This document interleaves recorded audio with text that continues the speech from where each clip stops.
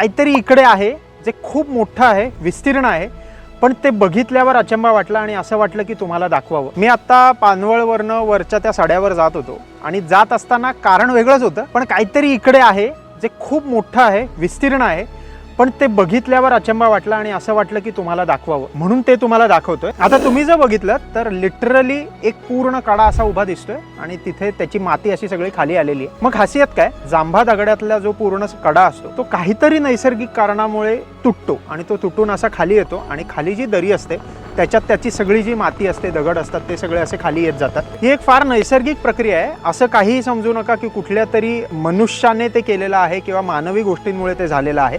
पण तुम्ही जर सड्याचा पूर्ण विस्तार बघितला तर सगळीकडनं असा सडा कायम कुठला तरी एक त्याचा कडा तुटत असतो आणि तो खाली नदीत आणि दरीत जात असतो। आणि ही प्रक्रिया दिसताना आपल्याला एक त्याचा कट पोर्शन दिसतो आणि तो कट पोर्शन बघितला की आपल्याला बॅसाल्ट रॉक आणि लॅटराइट रॉक ह्याच्यातला फरक दिसतो आणि आपल्याला त्याचे लेयर्स पण दिसतात। त्याच्यात तुम्हाला एका पॉइंट नंतर एक अशी सरळ रेघ दिसेल आणि खाली तुम्हाला प्रॉपर काळा दगड दिसेल जो आहे बसाल्ट, आणि त्याच्यावरती तुम्हाला जांभा दगड दिसेल, जो जांभा दगड अगदी टिपिकल लाल कलरचा आहे। निसर्गाची किमया अशा वेळेला आपल्याला बघायला मिळते आणि त्यामुळे मुद्दाम मी हा पार्ट दाखवला। तुम्ही जर पुढच्या वेळेला आला तर पानवळला तो सगळा पार्ट चढत असताना एकदा फक्त राईटला वळा आणि ते जे सगळं भूस्खलन झालेलं आहे त्याच्यातनं तो जो असा उभा कडा दिसेल तो आवर्जून बघा।